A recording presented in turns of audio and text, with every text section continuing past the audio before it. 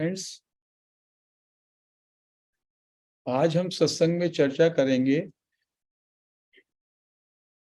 विशेषकर रामकृष्ण परमहंस की कुछ टीचिंग्स की।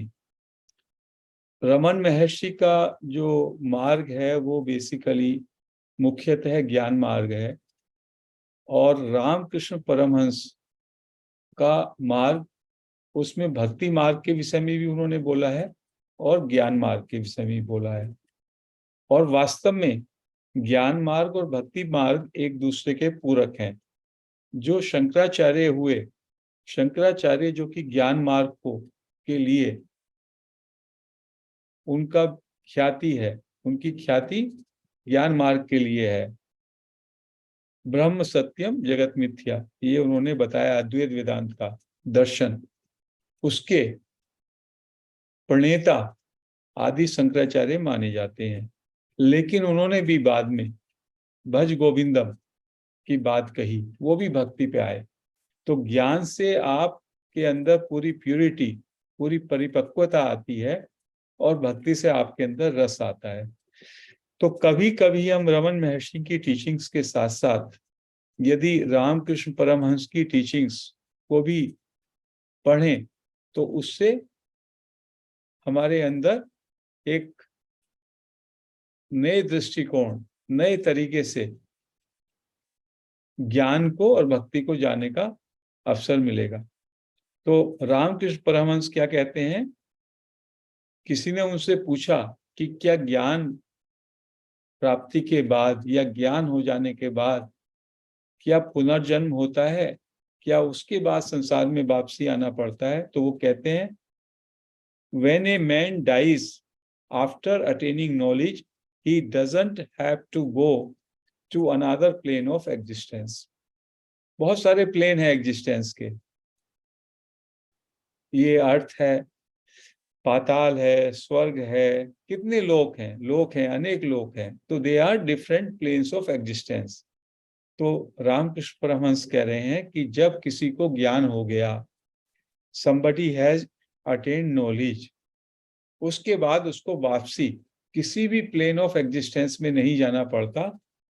he isn't born again, उसको फिर से वापस उसका जन्म नहीं होता। but as long as he has not attained knowledge, as long as he has not realized God, he must come back to the life of this earth. He can never escape it. लेकिन जब तक उसको ज्ञान प्राप्त नहीं हुआ, या जब तक उसने ज्ञान का आलोक, उसके अंदर ज्ञान का आलोक नहीं हुआ, या उसने गॉड को रियलाइज नहीं किया, तब तक उसको बार और बार इस अर्थ पर, इस भूलोक में आना पड़ेगा, जन्म लेना पड़ेगा। इससे वो बच नहीं सकता। इस बात को कह रहे हैं अटेनिंग नॉलेज, उसका ही मतलब है realisation of God. For such a person there is a hereafter. जिस आदमी को ज्ञान प्राप्त नहीं हुआ, उसके लिए वापसी पक्का है, उसको वापस संसार में लौटना है। A man is liberated after attaining knowledge, after realizing God. लेकिन जिसको नॉलेज प्राप्त हो गया, जिसको गॉड का रियलाइजेशन हो गया, उसको मुक्त, he is liberated. For him there is no further coming back to earth. उसको फिर से इस अर्थ पर, भूलोक में आने का कोई भी रूम नहीं रहता, कोई स्कोप नहीं रहता। If a boiled paddy grain is sown, अब कहते हैं कि जो ये धान है, जो चावल है, वो बॉइल्ड है, और बॉइल्ड चावल को आप यदि बोते हैं, सॉइल में डालते हैं, इट डजंट स्प्राउट, वो स्प्राउट नहीं होता। एवरीबडी नोज कि कच्चा धान जिसके ऊपर छिलका भी होता है, उसको हम डालें तो वो स्प्राउट करेगा, लेकिन जो बॉइल्ड है उसको डालने से वो नहीं उगेगा। Just so, if a man is boiled by the fire of knowledge, जिस व्यक्ति में ज्ञान के तप से, ज्ञान की अग्नि में जो तप गया, he cannot take part anymore in the play of creation. कितनी अच्छी बात कह रहे हैं, वो इस सृष्टि के, माया के लीला में भाग नहीं ले सकता। जिसने ज्ञान की अग्नि में अपने को तपा दिया, he cannot lead a worldly life, वो कोई सांसारिक जीवन जी ही नहीं सकता। For he has no attachment to women and God. Ramakrishna Paramhans जो है पूरी माया को, पूरे संसार को इन दो शब्दों में कहते हैं बार बार, attachment for women, attachment for gold. And women में आप उसका दूसरा, ladies can substitute it for the male. So हम लोगों की एक जड़ माया है जो गोल्ड से, उसमें सारे के सारा आपका पोजेशंस, सारी लैंड्स की, ऑर्नामेंट्स की, कुछ भी जो भी है उसको जड़ माया कहते हैं। और एक चेतन माया, जीवन माया, उसको वीमेन। और उसका अपोजिट हो गया फॉर लेडीज, गोल्ड तो वैसे ही रहा, जड़ माया तो वैसी रही, और दूसरी जो है उसमें attraction to the other gender. इसको उन्होंने कहा है attachment to women and gold. So what will you gain by sowing boiled paddy? तो वो कहते हैं कि boiled paddy को, उबले हुए चावल को सो करने से क्या फायदा, वो उगेगा नहीं। इसी तरीके से जिस व्यक्ति ने वीमेन और गोल्ड के प्रति, स्त्री और सोने के प्रति अपना मोह, अटैचमेंट त्याग दिया, वर्ल्डली अटैचमेंट उसका खत्म हो गया, देन उसको वापसी नहीं आना है। इस पे उनसे फिर से सवाल पूछे गए, कुछ प्रश्न पूछे। एक बंकिम थे जो उनके यहाँ आते थे, तो उन्होंने जो है फिर से कुछ प्रश्न पूछा। उसी को वो कह रहे हैं कि फिर से ही इज रिपीटिंग। उन्होंने कहा कि एक पॉटर है, पॉटर की एक उन्होंने एग्जाम्पल दी। Potters put their pots in the sun to bake.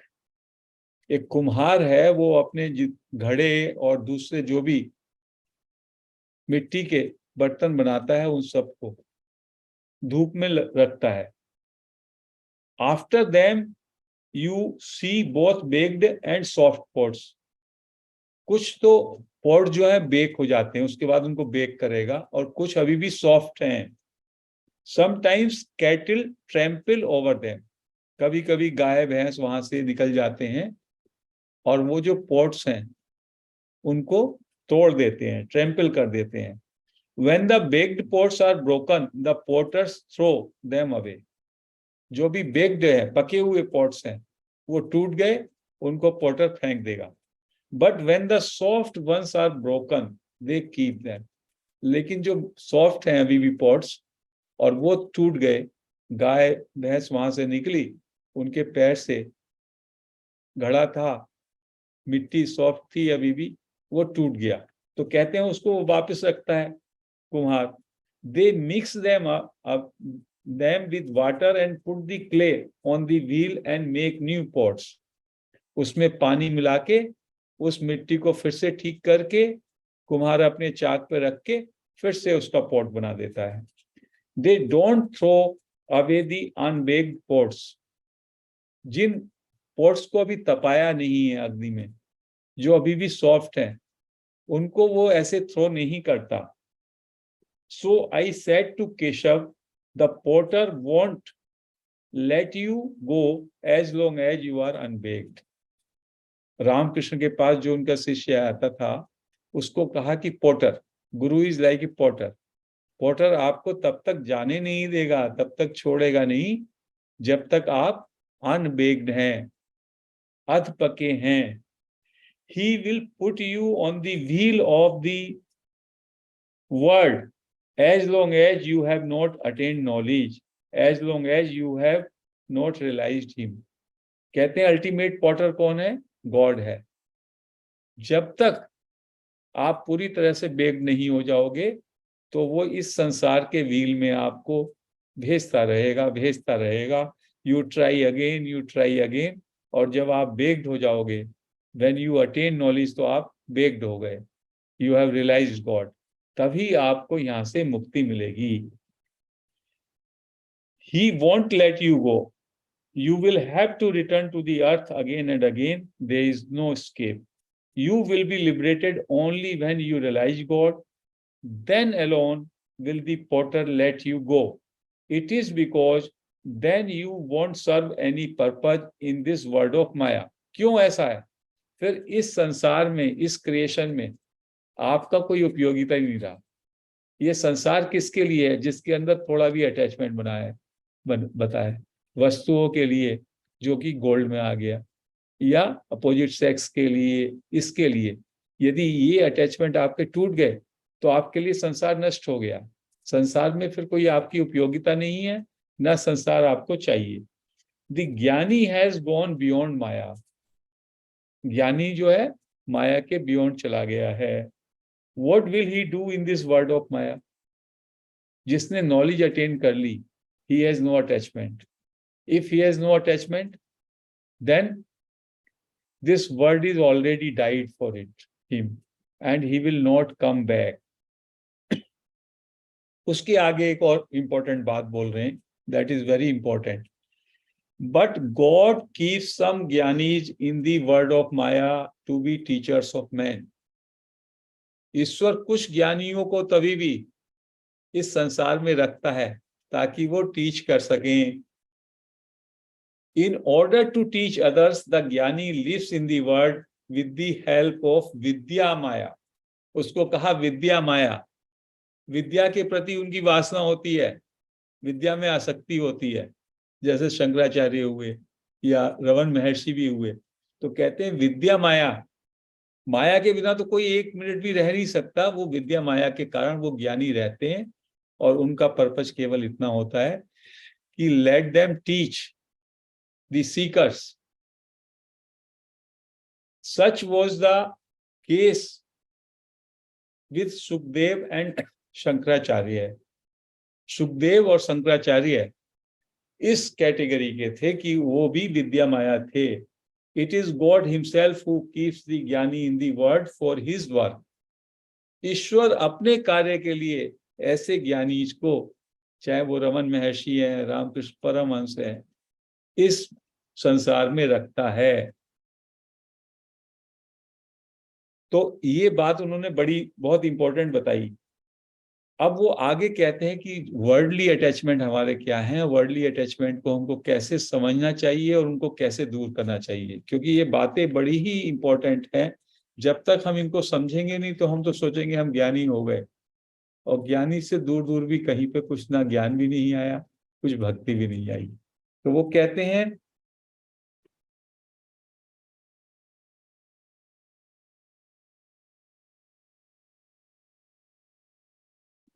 if day and night you live in the midst of women and gold, so your mouth utters words about that alone. जब आप माया में रहते हैं तो माया की ही बातें करते हैं। By constantly thinking of worldly things, a man becomes calculating and deceitful. जब आप दुनियादारी की बातें करते हैं, संसार की बातें करते हैं, तो आप डिसीटफुल हो जाते हैं, कैलकुलेटिव हो जाते हैं, मैनिपुलेटिव हो जाते हैं। On the other hand, he becomes guileless, means untainted by thinking of God. ईश्वर को सोच के, ईश्वर के चिंतन से आप स्वच्छ हो जाते हैं, निर्मल हो जाते हैं, निर्दोष हो जाते हैं। A man who has seen God will never say what you have just said. उनके एक शिष्य ने पूछा था कि भाई हमारा काम तो ईट है, ड्रिंक है, मैरी है, ऐसा बोला था। उस पर वो कह रहे हैं कि यदि किसी व्यक्ति ने गॉड को रियलाइज कर लिया या जिसको ज्ञान आ गया, वो ऐसी बातें नहीं करेगा कि purpose of life is just eating, drinking and marrying. What will a Pandit's scholarship profit him if he does not think of God? And his mind dwells on women and gold. कहते हैं यदि God की बात तो preach करते हैं, लेकिन आपका माइंड जो है वो वर्ल्डली अटैचमेंट में है, गोल्ड में है, वीमेन में, तो देन उसका कोई फर्क नहीं है, उसका कोई फायदा नहीं है। कहते हैं कि डिवोटीज कैसे होते हैं, आगे वो रामकृष्ण परमहंस कह रहे हैं devotees, day and night these people speak about God, they are crazy, they have lost their heads. Devotees पागल हो जाते हैं, ईश्वर नाम में, ईश्वर के सुमिरन में पागल हो जाते हैं।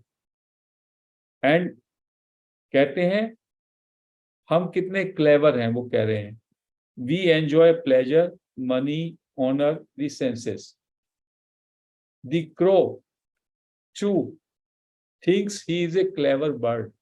कहते हैं कौवा भी ये सोचता है बहुत क्लेवर है वो, but the first thing he does when he wakes up in the early morning is to fill his stomach with nothing but others' filth.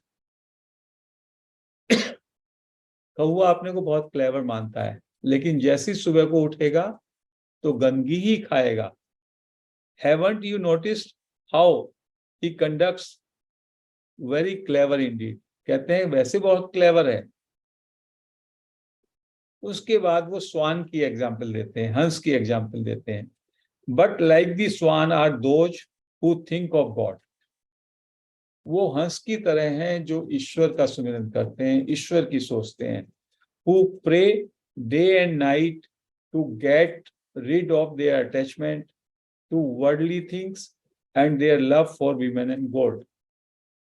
रात दिन ईश्वर की प्रति उनकी यर्निंग होती है, लालसा होती है, और वर्ल्डली अटैचमेंट से वो दूर होते हैं।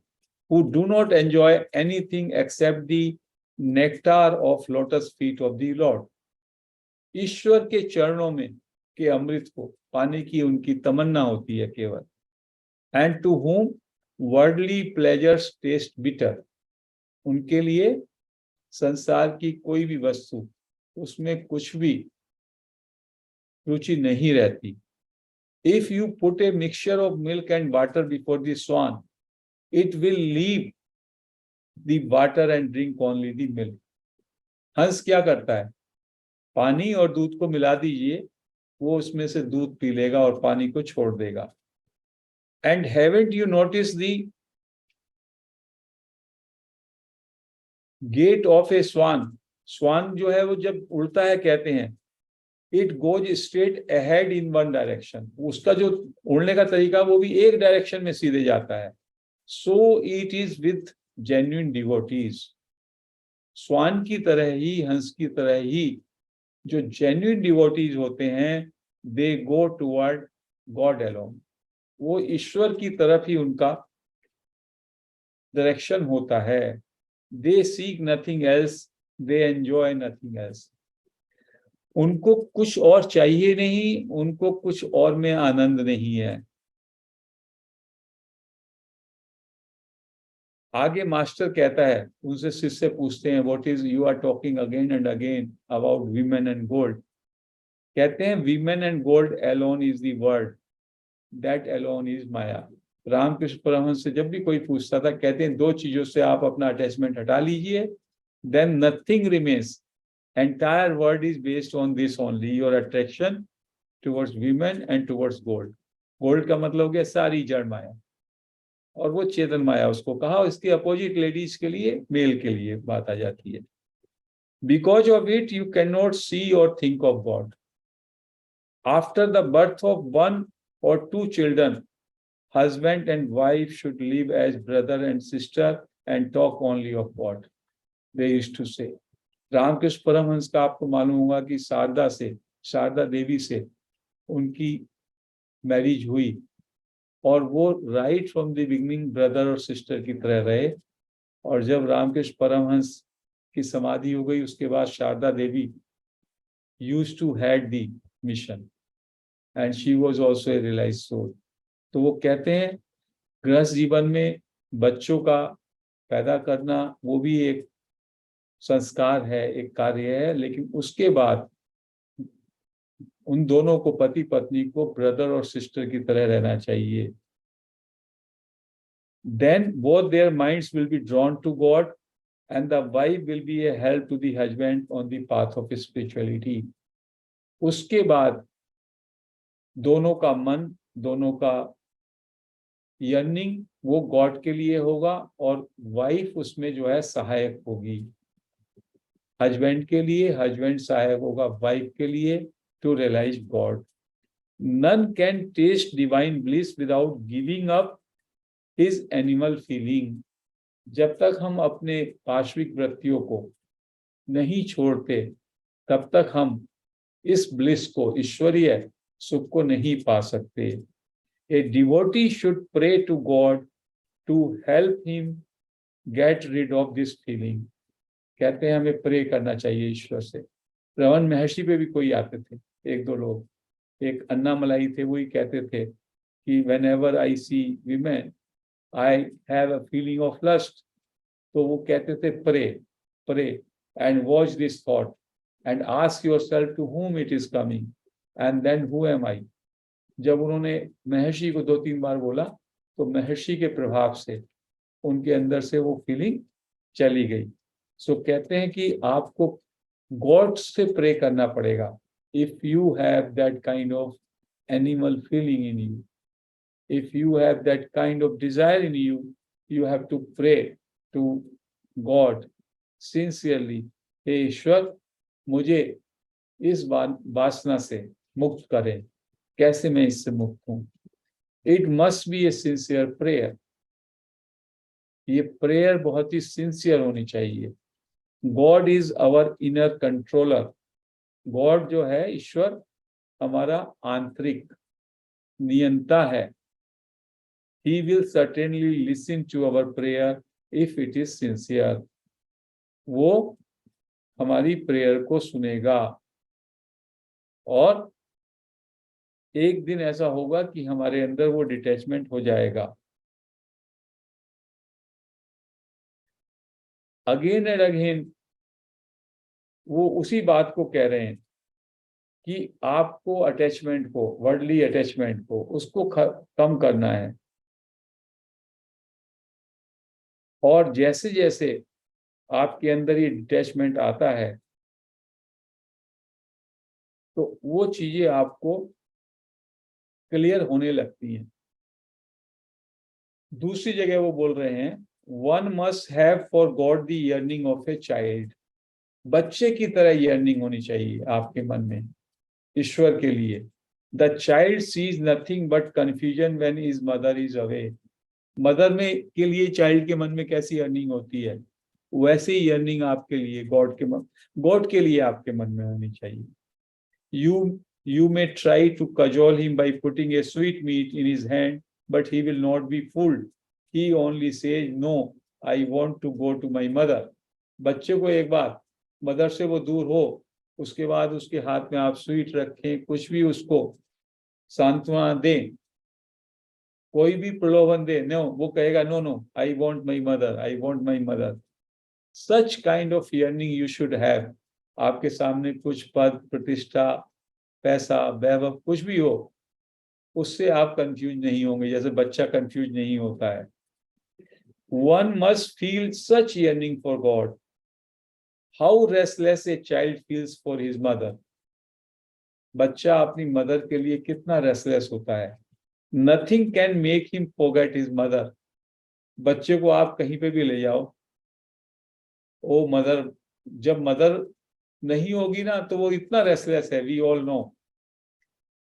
He to whom the enjoyment of worldly happiness appears tasteless, he who takes no delight in anything of the world, money, name, creature comfort, sense pleasure, becomes sincerely grief-stricken for the vision of the mother. Mother की बात कह रहे हैं, God की, यहाँ पे काली की. कहते हैं जब आप सारा अटैचमेंट आपका हट जाता है सब चीजों से, तो आप के अंदर पीड़ा होती है, यर्निंग होती है. मदर की माँ काली दर्शन दे, क्योंकि रामकृष्ण परमहंस के लिए शक्ति और शिव एक ही बात है. And to him alone the mother comes running leaving all her other duties. यहाँ पे चाइल्ड की मदर की बात कह रहे हैं और गॉडेस मदर की बात कह रहे हैं कि जब आपके अंदर इतनी यर्निंग होती है तो मदर का विजन या गॉड का विजन आपको दिखाई देता है। तो आगे एक एक और वो पढ़ते हैं, उसके बाद आई थिंक अभी है time. That restless is the whole thing. वो कहते हैं रेस्टलेस होनी चाहिए, आपके अंदर यर्निंग होनी चाहिए, तीव्र प्यास होनी चाहिए। Whatever path you follow, कोई भी रास्ता आप अपनाएं, whether you are a Hindu, a Musalman, a Christian, a Vaishnava, a Shakta, a Brahmo, the vital point is restlessness. यहाँ थोड़ी भक्ति की बात आ रही है, yearning to see God, to realise God. God is our inner guide. It doesn't matter if you take a wrong path. कहते हैं गॉड हमारा जो है वो गाइड है, इनर गाइड है। हमने कोई गलती रास्ता भी चुन लिया बट हमारे मन में उसको पाने की चाह है, तीव्र चाह है, तो सही, only you must be restless for it. गलत रास्ता भी है बट उसके लिए रेस्टलेस रहो आप। He himself will put you on the right path. God कहीं पे भी जाकर के आपके गलत रास्ते को भी सही रास्ते पे ले आएगा। If a man is restless for God, he gains the company of sadhus and as far as possible corrects his own watch with the sadhus help। कहते हैं साधुज की आपको हेल्प मिल जाएगी, वो आपकी घड़ी को, यहाँ घड़ी की बात करें उससे पहले सेंटेंस में घड़ी के लिए कहा कि हर एक की घड़ी अलग अलग टाइम बताती है, हर एक के रास्ते में कुछ गलतियां होती हैं, लेकिन आपको ईश्वर इनर गाइड है, वो आपको ऐसे लोगों से मिला देगा जो आपके रास्ते में कुछ भी गलती है तो उस गलती को वो सही कर देंगे। प्रीचिंग की एक बात बहुत अच्छी उन्होंने कही है, वो मैं और बताना चाहता हूँ, क्योंकि हम में से हर एक आदमी ही प्रीचिंग कर रहा है पीएमसी पे और पीएसएसएम पे। तो मास्टर से किसी ने कहा आप प्रीचिंग क्यों नहीं करते, वो कहते हैं Ramakrishna Paramhansa, preaching it is only a man's vanity that makes him think of preaching. ये एक व्यर्थ, एक मूर्खता है आदमी की जो उसको प्रीचिंग करने की बात उसके मन में आती है। A man is but N insignificant creature. व्यक्ति जो है बहुत ही छोटा इनसिग्निफिकेंट जीव है, क्रीचर है। It is God alone who will preach. God ही केवल प्रीच कर सकता है, उपदेश दे सकता है। God who has created the sun and moon and so illumined the universe. ईश्वर जिसने सूर्य को, जिसने चंद्रमा को बनाया, जिसने सारे यूनिवर्स को प्रकाश दिया। Is preaching such A trifling affair. क्या प्रीचिंग इतना आसान है? You cannot preach unless God reveals himself to you and gives you the command to preach। कहते हैं जब तक ईश्वर आपको रिवील नहीं करता और आपको कमांड नहीं करता, आपको गाइड नहीं करता आप प्रीच करो, तब तक आप प्रीच नहीं कर सकते। Of course no one can stop you from preaching. कहते हैं मैं मानता हूं आपको कोई मना भी नहीं कर सकता प्रीचिंग से। You haven't received the command but still you can cry yourself. और आपको कमांड नहीं मिली ईश्वर से, लेकिन तभी भी आप जो है बोलते रहिए, प्रीच करते रहिए। People will listen to you a couple of days and then forget all about it. तब क्या होगा? लोग आपको सुनेंगे फिर उसको भूल जाएंगे। It is like any other sensation. आपकी प्रीचिंग कैसे होगी? जैसे कोई और सेंसेशन है। As long as you speak people will say aha he speaks well, and the moment you stop everything will disappear. जब तक आप बोलेंगे हाँ बहुत अच्छा बोलते हैं, लेकिन जैसी आपका बात खत्म होगा, बात भी गई और उसको कोई याद भी नहीं रहेगा दूसरे को। तो कहते हैं प्रीचिंग के लिए गॉड का कमांड होना चाहिए। मदर टेरेसा से भी इस बात को पूछा गया था। Mother Teresa was also a very realised saint. तो उनसे किसी फॉरेन विजिटर ने कहा, जर्नलिस्ट ने, आप इतना अच्छा काम कर रही हैं, आप थोड़ा स्कूल खोलें, स्कूल में बच्चे पढ़ेंगे सब जगह पर। उन्होंने कहा, no, God has given me this command, that much only I am doing, I will not move even an inch extra. तो जो सेज और सेंट हुए हैं, उनको जैसा कमांड मिलता है, because God reveals to them, उस भगवत प्रेरणा से ही वो आगे कार्य करते हैं, बिना किसी कर्ता भाव के। As God commands them they will do. Ramakrishna Paramahamsa बार बार इस बात पे जो है विशेष महत्व देते थे कि जब तक आपका संसार से डिटैचमेंट नहीं होगा और जब तक आपके अंदर तीव्र लालसा नहीं होगी ईश्वर को प्राप्त करने की, ईश्वर की के दर्शन की, तब तक केवल ऐसे ही कुछ करने से, थोड़ा प्रयास करने से, थोड़ा दो चार माला फेरने से कोई विशेष प्रयोजन सिद्ध नहीं होगा। यहाँ यह भी कहना जरूरी है कि ऐसा नहीं है जितना आप प्रयास कर रहे हैं उस प्रयास को भी छोड़ दिया जाए। रमन महर्षि कहते हैं कि प्रयास तो चाहिए, बट इससे भी ज्यादा प्रयास चाहिए। अल्टीमेटली प्रयास को छोड़ने के लिए बहुत ज्यादा प्रयास करना होगा। जब सारा प्रयास करके ऐसी स्थिति आ जाए जब आप सहज हो जाएं, तब ही you attain that knowledge and then God reveals to you. So we must continue to practice self-inquiry, and we must also try to have inculcate yearning for God. उससे हमारे अंदर भक्ति का भी समावेश होगा, ज्ञान से भी हमारी जो धरा है, धरती है, जैसे जैसे हम सेल्फ इंक्वायरी प्रैक्टिस कर रहे हैं, यू मस्ट हैव सीन कि हमारा जो थॉट आने हैं कम हो गए, हमारे विचार जो पहले आते थे वो कम हो गए। इससे क्या है, विचार भी तो एक संसारी है, विचार भी तो एक ड्रामा ही है, movie. Otherwise that slate in is clean. Our हमारा जो स्वरूप है वो स्क्रीन, यदि वो क्लीन रहे तो attainment of knowledge is very easy. साथ में यर्निंग हो गॉड की, उससे और भक्ति में रस आएगा, तो हमारा जो डिटैचमेंट है, वैराग्य, और वो परिपक्व हो जाएगा। And then once you attain knowledge or you realize God, then there is no coming back to this earth. Means that is liberation. तो आज हम इस चर्चा को यहीं समाप्त करते हैं। हरि ओम।